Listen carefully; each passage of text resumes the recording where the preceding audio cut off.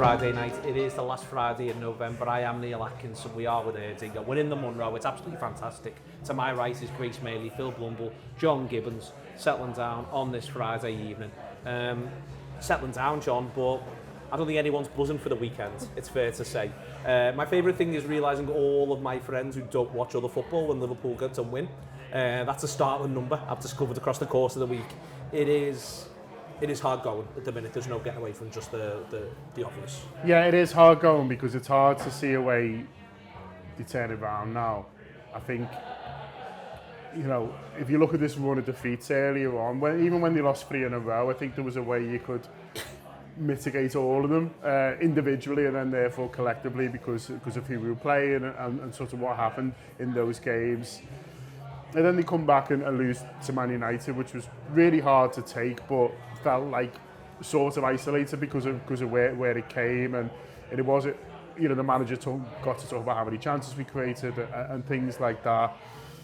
And then, you know, you think about Man City, they were poor, but it's Man City away, it's a tough game. They're gonna win, you know, 15 of their home games this season in the league or whatever it ends up sort of being. And then, but I think quite a few of us were saying, well, we've got a nice run of fixtures coming, so that's when they'll turn it round. Home games. Yeah, and then they've got this nice run of fixtures, they've got these home games, and in the last 2 games, they've been beat 3-0 and 4-1. So now, you know, you're not able to point to a nicer run of games, you're not able to point to home matches, you're not really even able to point to, well, we'll get it if we get some players back, because even the ones who were injured, well, we've lost when they've been here as well. And also, it doesn't feel like there's time to sort anything. Like, you look at the gap between these games, you know, yesterday's a recovery day, they're off today. So, I mean, fucking hell, unless it's wild tomorrow, like, unless he comes in and goes, right, today we're gonna, the next 6 hours, I'm gonna blow your mind. Unless, by the man, you've got to get to London as well. Yeah. But as we all know, you can work on the train. But it's hard to know what they do tomorrow that makes it fundamentally better against West Ham. So I don't think any of us can reasonably expect suddenly this incredible performance at West Ham because I don't quite see how it happens. What you're not being able to hang your hat on either is any individual performances outside of Szoboszlai. There's probably Szoboszlai where you're able to say, on the whole, and I even thought Szoboszlai's had gone west at 3-1 there the other day. There's not one of them you're able to sort of say, well, if we can just get it to him more, if we can just bring him into the game more, if we can just shift it that way, this is now a problem as well. They've managed to erode each other's good performances, some of which were happening on the pitch, even in a couple of the defeats. There was little moments where you go, well, at least he still looks like he's got a bit of something about him.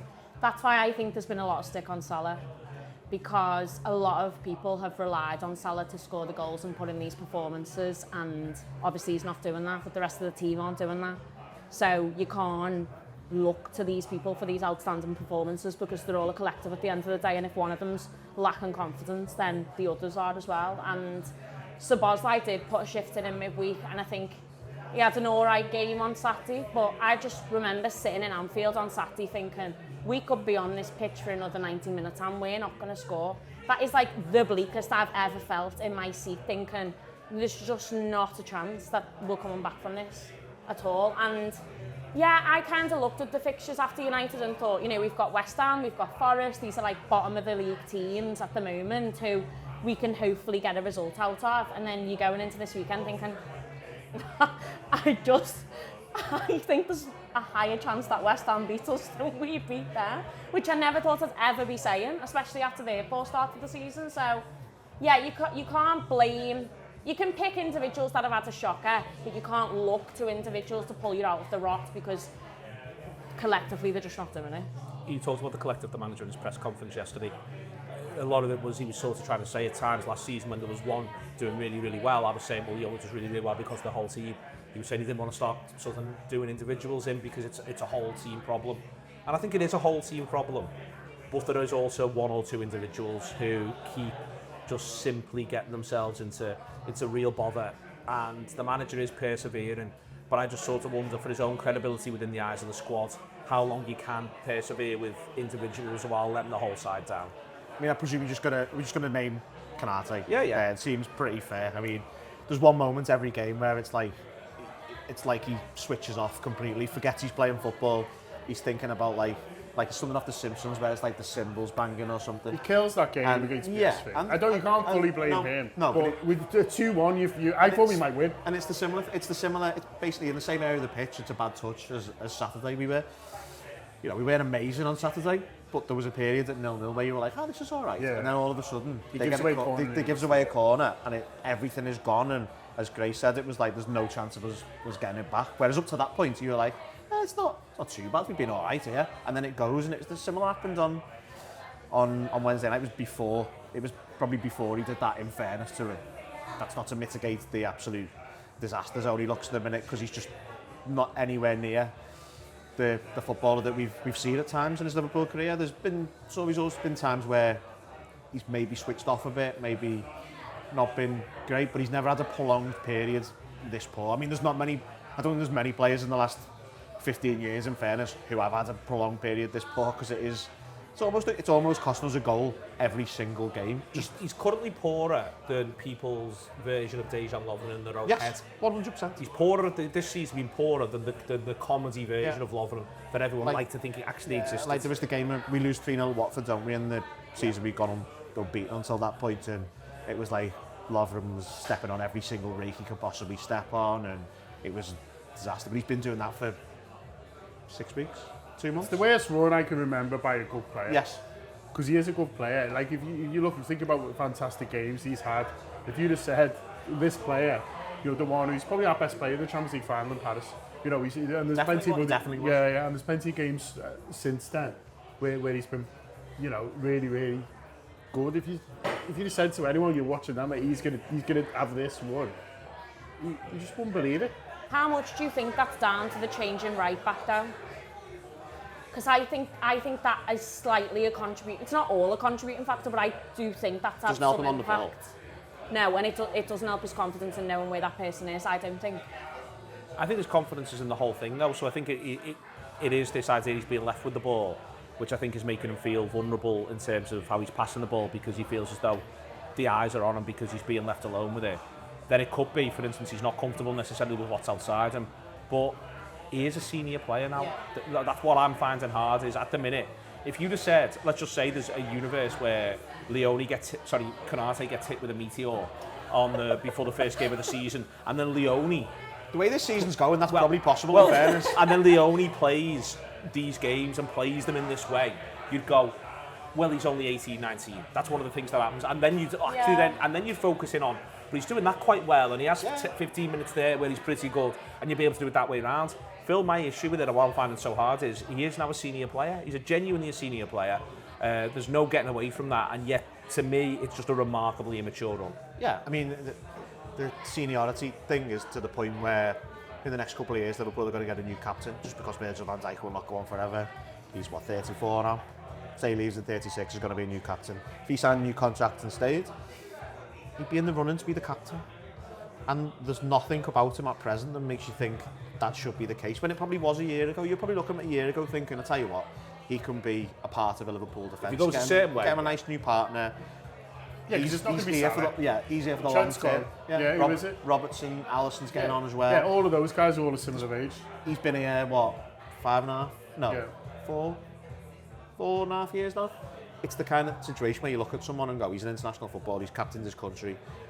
And now you're looking at him going, well, don't even necessarily think I'm going to offer a new contract. And that's how drastic and worrying this is. It's because you're watching him and you're a bit like, I don't want to play him on Sunday. And I don't know who else. There's an argument where if you're going to put Gravenberch back there after 45, 50, 60 minutes or whatever, just play him there. But then you get into a situation where you're playing a midfielder at right back and a midfielder at centre back, and it's a bit like, oh, well, who's playing in midfield? So he's almost got to play, and this is the problem, because I think Gomez has been having serious fitness problems as well, hasn't he? So what do? You've almost just got to cross your fingers that at some point he snaps out of it, and everyone snaps out of it ultimately, because it's the best we've got. The snapping out of it, Grace, though, is... I think this has now become one of those seasons that it's you don't actually genuinely ever truly snap out of. in that they could win the next 3. And by the way, I think that they could win the next 3. That's not me being mad. I think they could just win the next 3. But then if they went 1-0 down into Milan, you'd go, oh, they're in real bother now. Or if they went 1-0 down early against Brighton, you'd be going, oh, God. Do you know what I mean? Like, there's not... That's I've seen these seasons before. 2020, 2021 was one. 2022, 2023 was one under the previous manager. Those seasons where it didn't matter. You can beat Man United 7-0, but the next game you're going to get beat 1-0 by Bournemouth. That's literally what happens. Yeah. And that's where I think they are now. There's not... Which is, in a way, if we can all get on board with it, I'm not going to say it's fine, but you've got to mentally deal with it. But they've got to mentally reach that point and accept this is where they are now. And instead, there's not some sort of grand moment of snapping out of it. They've just got to deal with not even football matches themselves, not even 45 minutes, but like 5-minute chunks of football matches where they're doing the business. Yeah, did you see Curtis Jones's post-match interview? Everyone did. Because I think... The manager didn't. Yeah, because he does 120 interviews. How would he ever have time? I don't think the dressing room has got enough of that. And I think that is part of the problem. I would like us to win the next 3. But, I mean... I'm not hanging my hat on We'd all like us to win the next 3, Chris. John's not turning his nose up at 9 points. Would it make you more comfortable for game 4, though, would it? That's the problem. Well, that's the point, that's my point. But I read before that every time we've conceded first, we've gone on to lose the game, and every time we've scored first, we've gone on to win the game. And we seem to have this attitude that when we concede, it's like, oh, heads go down, and it's like, oh, we're just on to getting beat 3-0 now. That's how it works. When, I know, you saw it with the 1-1 on Wednesday, obviously before they came back and scored multiple. But I just feel like there's not enough fight back to go, well, you've just scored, so we're going to go down the other end and put a fight in. There's not enough fight. And just like I never went on Wednesday, but when I went on Saturday, I was like, just do something. Like, Gakpo's in front of me and he just looks like we're not winning duels, we're not challenging first, we don't look interested, we're like waiting for them to get the ball. It's like, I don't know how much longer I can sit and watch that. And I sit row 3. I could really shout if I wanted to, but I resist because there's a lot of people around me that do the shouting for me. It is the hard part of it, John, just to sort of sum up before we look genuinely ahead to West Ham. For me, it is the hard part of it is those bits and pieces that do just look so dysfunctional and grow more dysfunctional. Again, it's one thing, even in moments, not to be playing at your very best. That was the case at times last season, but you dig yourselves out and you dig each other out, and that looks like that's now gone as well. Yeah, it does. I saw people focusing on the second goal and a little bit on Salah, and I don't really agree with it because does Salah get beat a bit too easily? Possibly, but you know, he's one of your record goal scorers, you know what I mean? I don't think anyone was ever saying, oh, he must got beat a bit too easily there. There's other players who should be able to cover for him, and so he dances around Salah. Should Salah do a little bit better? Yes. Is that what Salah's in the team for? We could argue you in the team to sort of do both and all of them, but I think after that, why is he carrying the ball that far? Why is no one going thinking he might go down Mo Salah there because he should be able to beat him there ultimately and not be terminal. Yeah, and instead the lad carries the ball over 20 yards and still has no pressure to pick a pass. And if you give decent players all the time in the world to run and pick a pass, they'll do it, they'll hear you. And so that's where, if he would have been rushed, you know, he might go through to the keeper or whatever it is, you know, but no one's even, and so that's where I get annoyed, not with, oh well, you know, someone's beat a man there or someone's beat one of them, whether it's Salah or whoever, you know, it's by the by, it's, well, who's anticipating the danger or the potential danger, or even, you don't even anticipate, you just react to it, do you know what I mean? You didn't even need to be like, oh, you might go past him there. When he does go past him, get over there and they're ambling over, and, you know, you mentioned Curtis Jones there doing the interviews, and that all sounds great, but he's similar to the third. It's Canate's fault, but he's just standing there going, oh, this is looking shit. And then you're like, well, you know, as I say, like it's the defender's problem, but if he'd have maybe gone, shit, I'm going to do everything I can to get back there, maybe he'd have been able to put the striker under pressure who knocked it in, and so they're not bailing each other out, they're not sort of helping each other. It's all just a bit defeatist at the moment, and it's hard to watch. Okay, this is the Friday Night with Erdinger. We are in the Munro on Duke Street. Delighted to be here. Back in a second or two.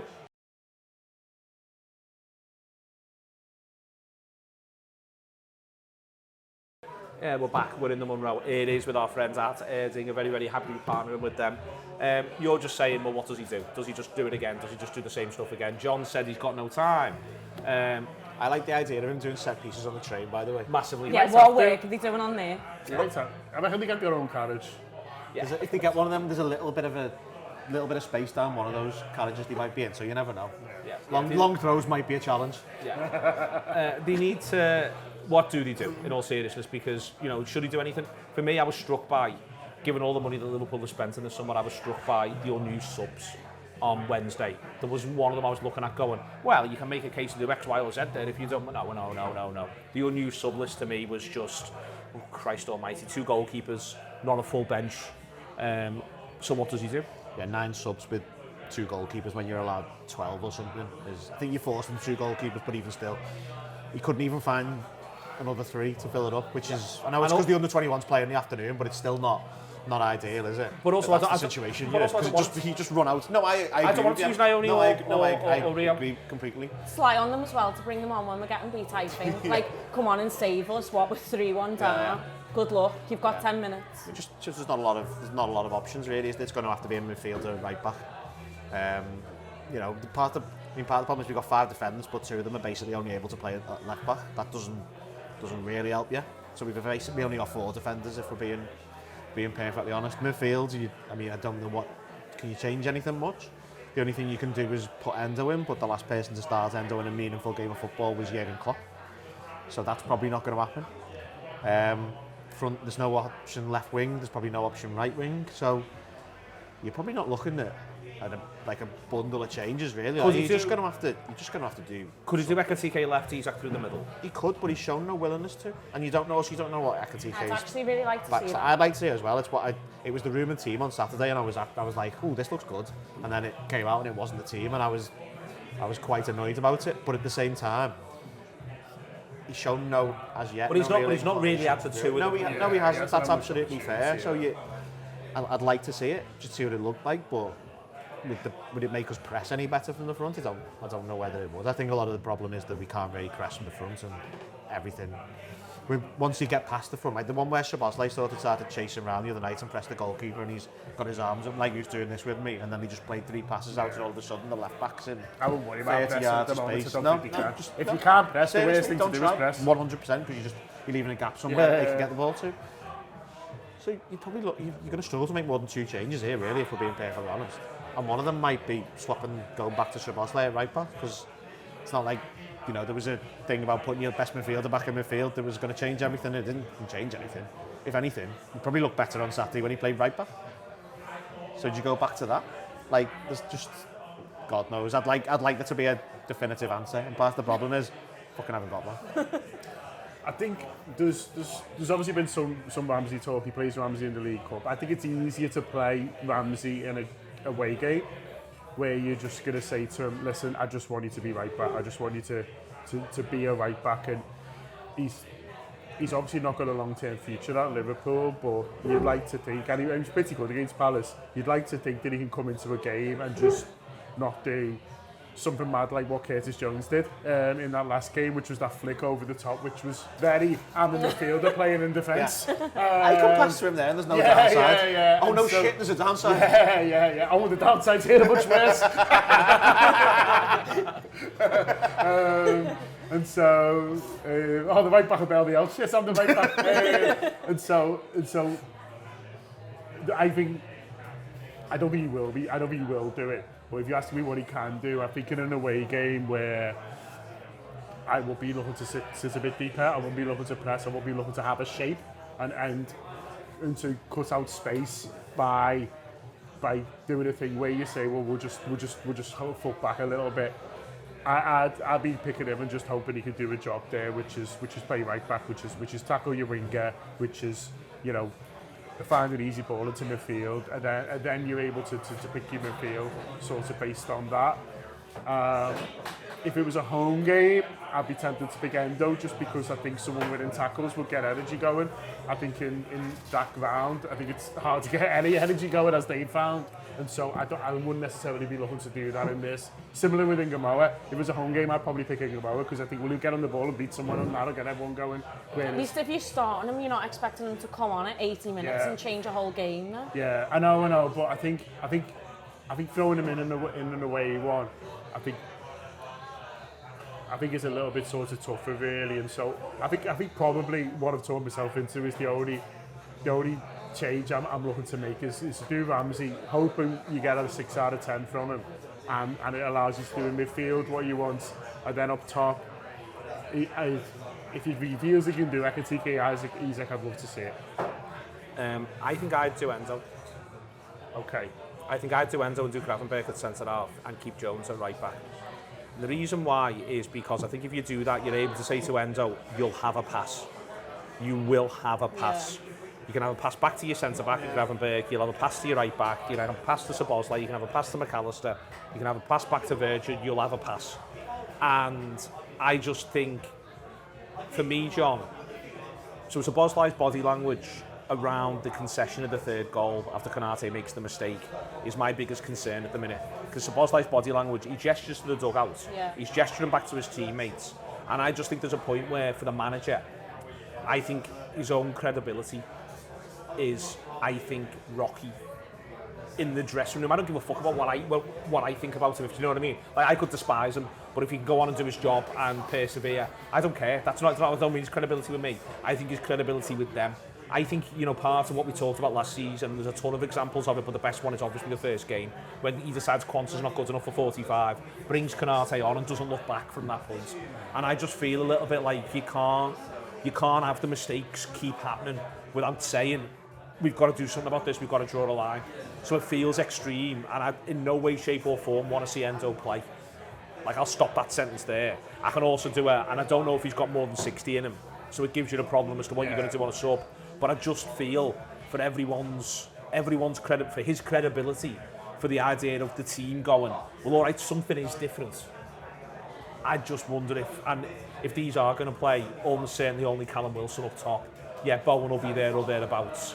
I do wonder if there's one way you can sort of say to Gravenberch, listen, I just need you to... And you could then consider bringing Konate back in for something and say, you've had your one off to clear your head. We go from there. I just think it's so hard to keep picking someone who keeps making individual errors that keep leading to goals. I know. I wonder whether there's the Real Madrid stuff, has that been messing with his head a little bit, with them coming out to say, listen, we're not buying him, does that almost help him, does it not? I don't know how much is the distraction it's been. Listen, no one's going to be shedding tears if he drops Konate at the weekend, but I just think that Gravenberch at centre half, he gives away the third goal against Forest. He gives away the free kick that leads to the goal, and it's just from the fact that he just doesn't know what to do. I just worry that throwing him in there from the start, suddenly he's got a sense of forward. He's like, I'm just going to play on him, and he's going to concede fouls, or he's just going to get himself into the wrong position. And I'd rather. I'm almost like, play Konate in this one, and if it happens again, then drop him on Wednesday. I'd rather him there on Wednesday. I know Sunderland are in decent form and things like that, but I think your home game is where you do that from the start. Endo, I like Endo more than some people, and by some people I mean Phil. And me. Yeah, and you. So I think Endo's good game will be fine in this, but he's not touched him. And we've all seen Endo after 20 minutes where he's just like, he just looks awful, and I just worry that the first 20 in this one, he could be 2-0 down. Exactly, you're throwing him in, and he's not at the races because we've not used him, so we can't have much match sharpness. Yeah, he's just had an international break. I presume he played for Japan. He's the captain, and so I don't think he did he? Did he not? Was there not a video of him and Alisson staying back, or was that the previous one? Can't tell you, Phil. There was not because they played each other, didn't they? And he didn't. Can't say I'm paying much attention to Japan, I'll be totally honest. But Brazil played Japan, and they were watching it in the training ground. I don't know what England is doing. Yeah.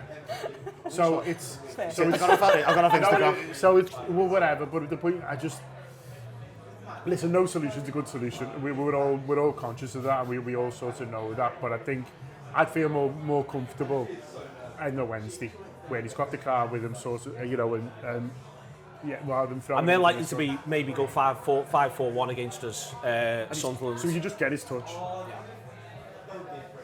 I can't see him doing any. I don't. I think you might get one, maybe. Genuinely don't think he changes anything. Kirkus, maybe. I'd love to. I'd Maybe an actually quite ice like to hockey see that, TK. but other than that, I can't see him doing much at all. He's ready for an TK. They're the only two logical ones, I think. The left back and the centre forward. And the centre forward might be the left winger. But other than that, I can't see much else. Where you're going? Yeah. Mad you. I think we're going to get on. No, I genuinely don't know. Whoever scores first wins. Well, we've just established that with the facts, that if we concede first, we're going to lose, so let's hope we don't. Celebrate a first goal like a last minute winner. You say this, but I was talking to Amelia the other day, and we decided that the actual true low, that we haven't hit rock bottom yet. Because rock bottom is if we score first and then lose. Yes, that's fair. Or if we concede first, go 2-1 up and lose 3-2. Might be worse. Well done, Phil. That is worse. That's the worst. Thank you for finding the worst of all worlds, Phil. To be best. The good people of Erdinger we made up. Yeah. That's the sort of message they want to be attached to. I think we're going to get on. I think we'll get beat. I think we'll get beat. Yeah. I don't like when you think we get beat because you're normally right. I just don't think there's any logic to suggest we won't. So I think we'll get beat. I'll buy your hands off for a draw. Let's all cry it in. Don't draw games on. Well, I mean, for the novelty as much as everything, buy your hand off for a draw. Oh, I'm going to be positive then and say that we'll win. Even though West Ham have had a bit of a resurgence since they sacked the manager, so I don't think, I mean, being realistic, I don't actually think we'll win, but I'd like to be hopeful and say that we might. I just think we'll get on. Well, here's this thing, I don't think. Yeah. But I'll say it. Here's my ideal scenario, because these will be a negative and I've decided to be positive. There we are. That is Friday night with Erdinger. We're in the Munro. Whatever you're doing, enjoy it over the course of the weekend. 2:05 though. 2:05 on Sunday. All the best.